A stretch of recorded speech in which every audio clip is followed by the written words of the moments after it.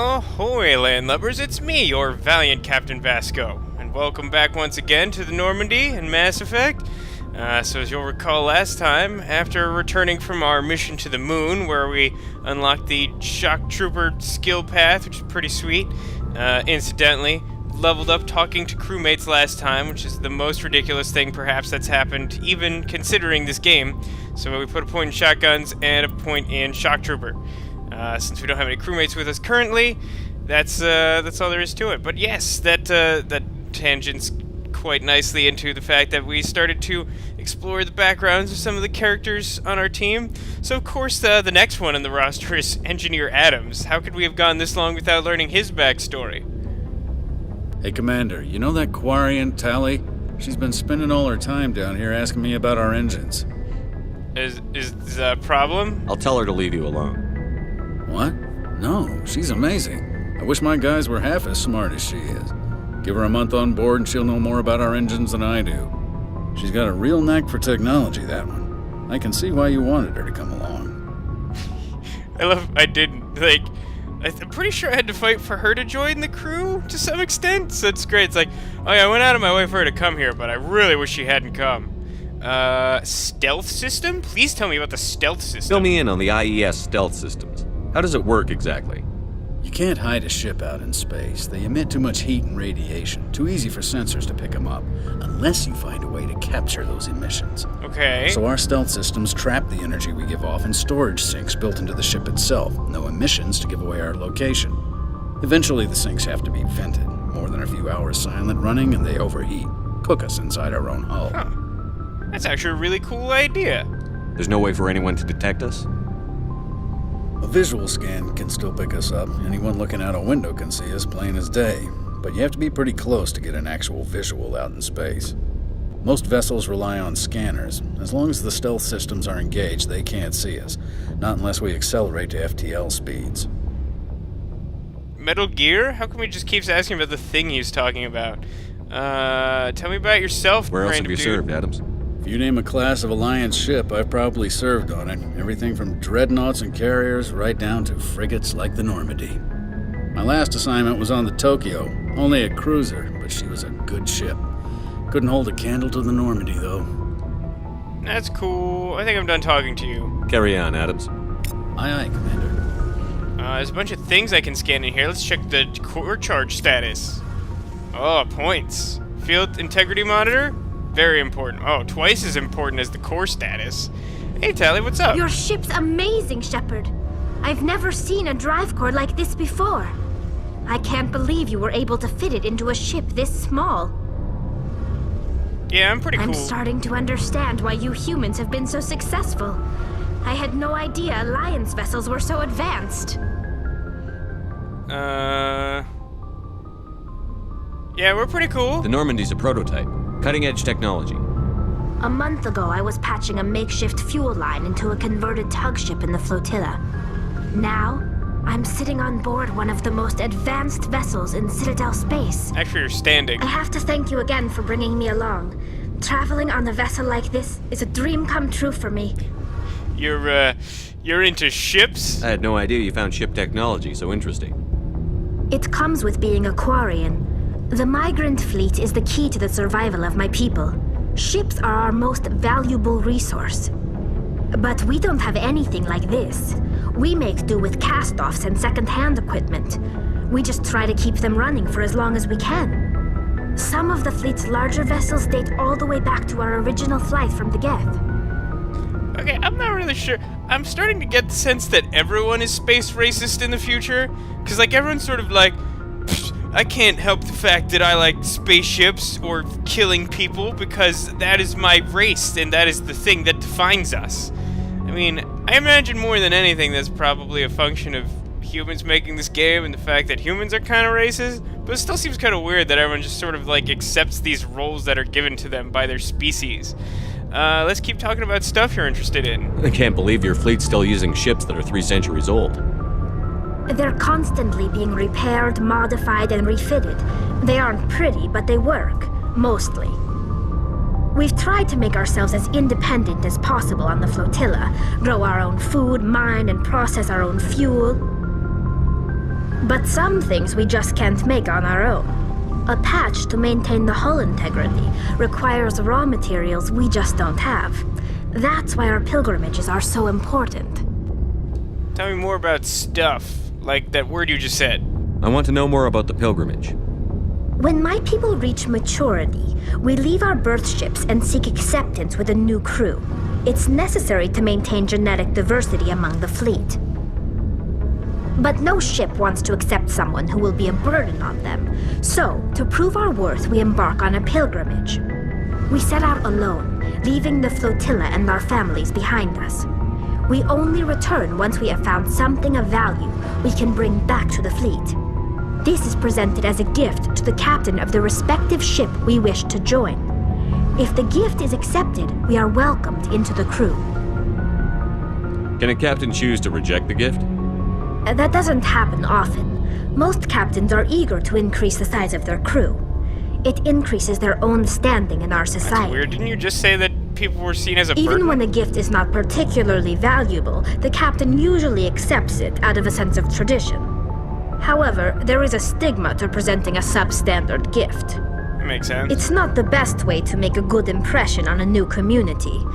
Most pilgrims don't return until they find something worthwhile. I literally just asked this. I'm not sure why this is still a dialogue option. That sounds hard. I can't believe they just send you off alone. It's not like they just cast us out. Before we leave, we are given lessons in how to survive outside the flotilla, and given gifts to help us on our journey. A lot of gifts in your culture, We huh? also receive implants to fight off sickness and disease.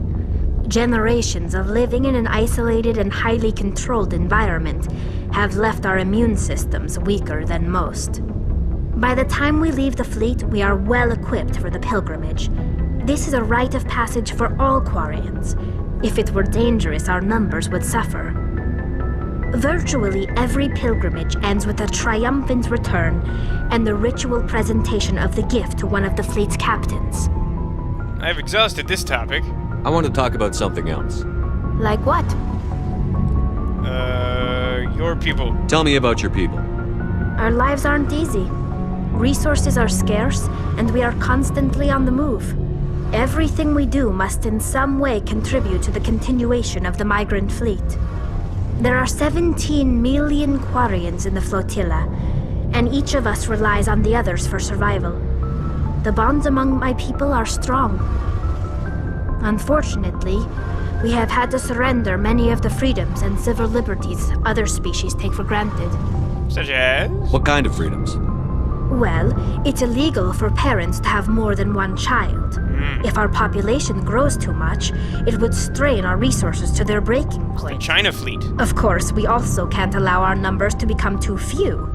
If our population is in decline, the rule against single births is temporarily repealed. In extreme cases of population decline, incentives are even offered to encourage multiple births. Orgies. Though the Conclave hasn't had to take such measures in nearly a century. That's interesting. Like, it sounds as though, I mean, she first made it sound like the rules were in place to keep, like, overpopulation in check, but it seems more like they actually want to keep a very specific level of population, which isn't the sort of thing that you hear about in stories very often. What is that thing? That's your government.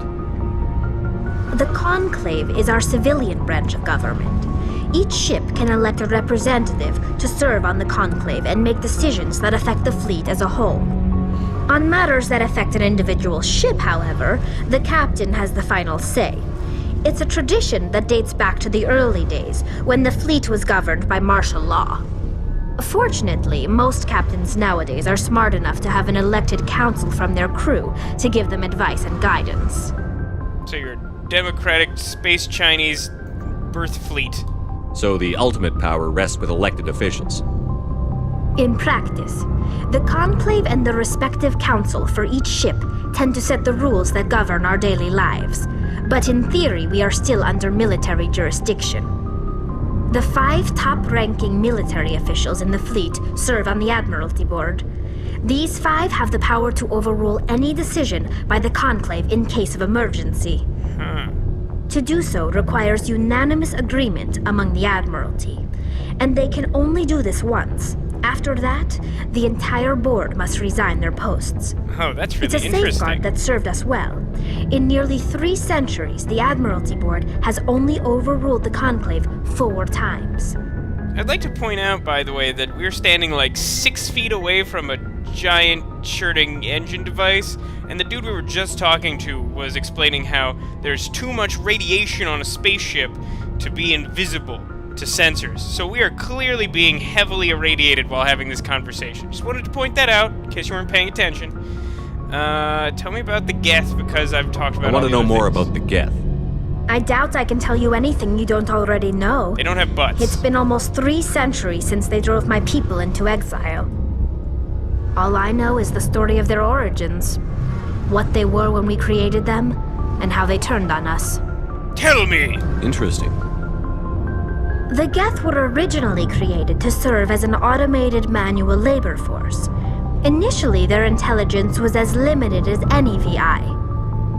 Over time, we made small modifications to their programming to allow them to perform more varied and complex tasks, bringing them closer and closer to true AI status. Well, that's bad. How come the Council didn't step in and stop you?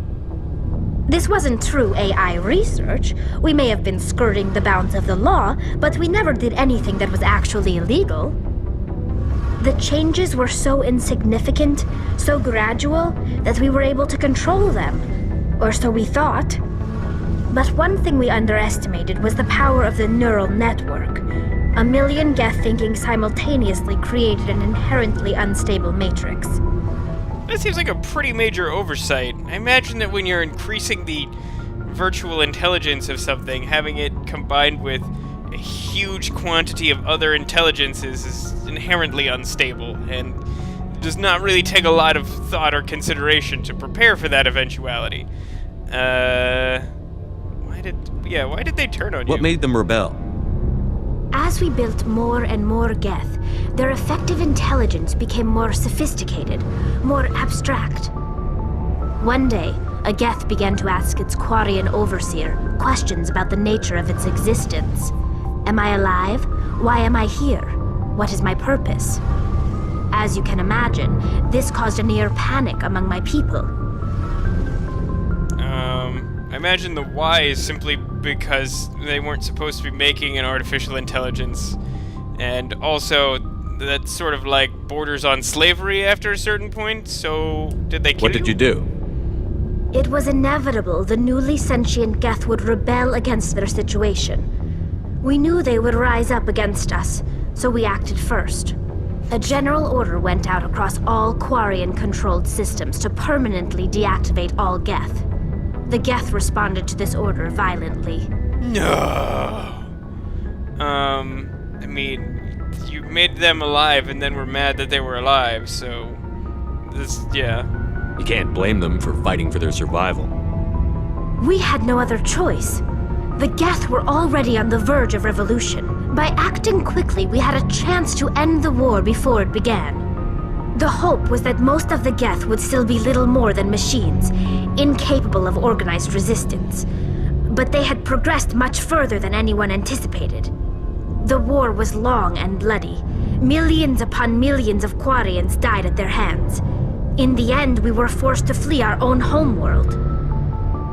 We feared the Geth would pursue us, but they never came beyond the Veil. Now we drift through space, exile, searching for a way to reclaim what was once ours. Man, the Quarians' backstory is made up of all sorts of cultural stuff from Earth. Like, it's a big tangle of things. Yeah, I think I'm actually gonna be a little harsh on this one, because I feel like my version of Shepard would care about the rights of these creatures. You got what you deserved. We made a mistake when we created the Geth in the first place, but we did not make a mistake when we went to war against them. If we had not acted, they would have wiped us out. They're a synthetic life form. They have no use for organics.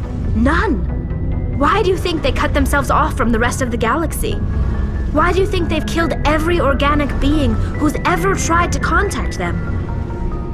I mean, I imagine that they've killed those people because you were organics who had enslaved them. But I think I'm gonna change the subject here and bring up Saren, who we really don't talk a lot directly about. And we also don't know why the Geth are helping him, I don't recall learning that specifically.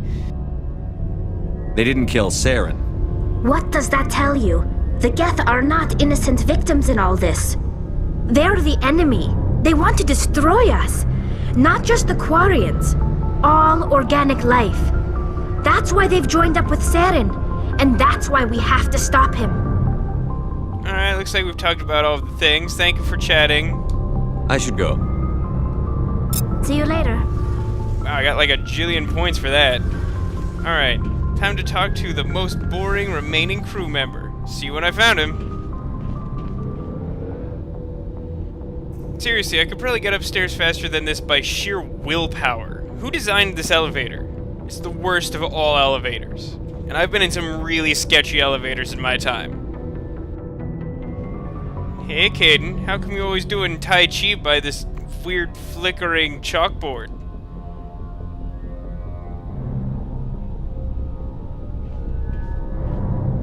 Anything you need, Commander?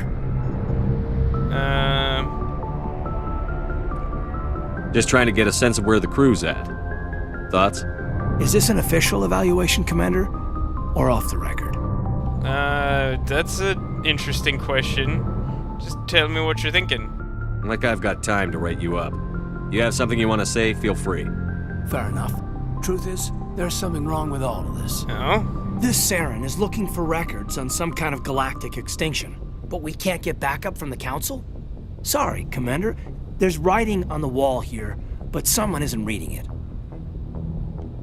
The Council doesn't want to believe anything's wrong. I'd call it human nature, but... I hear you. It just seems like a group that's been around as long as the Council should see this coming. Sorry if I got too informal.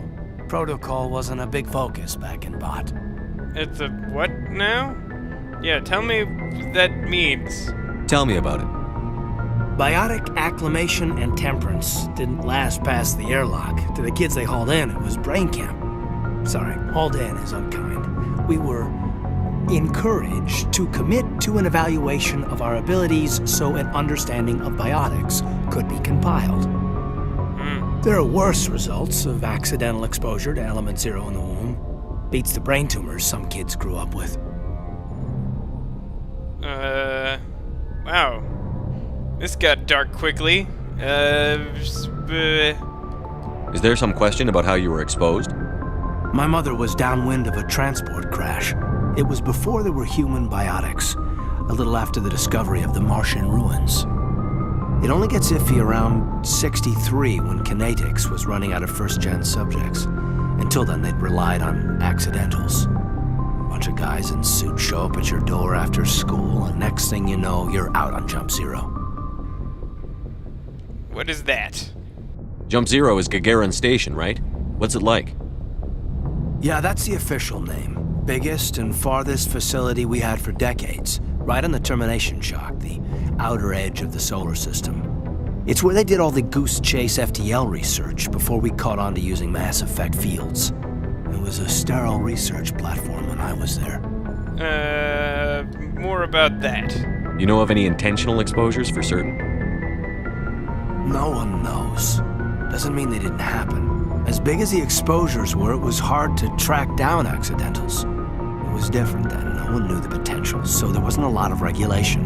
Anything kinetics did was gold. I'm not saying they intentionally detonated drives over our outposts, but in retrospect, they were damn quick on the scene.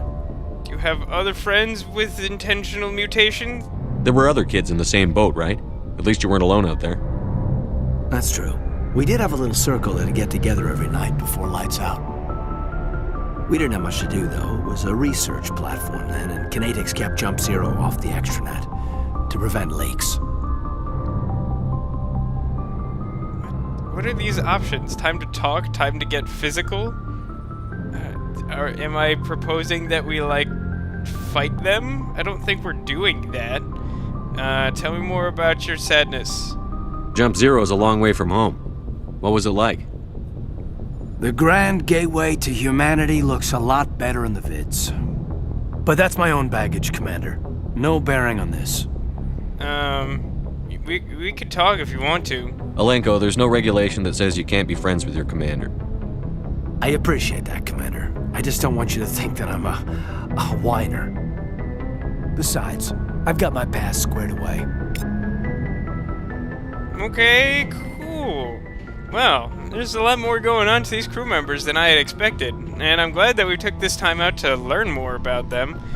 I feel like we should do something a little bit more action-packed next time around. So I think that review the journal and try and pick something that I think will be a nice, quick mission so that we can get right into it for the next one. Thank you for watching again. I hope that you find this stuff interesting as I do. Only decided to do it because I thought there would be interest, but again, let me know in the comments if you guys find this stuff boring, then I'll back off from it in the future. Thank you so much for watching, guys, and I hope we'll see you back here next time for more Mass Effect. In the meantime, if you liked what you saw, please interact favorably with the social medias. They help me out a great deal, and they let me know that you're watching. See you next time, guys.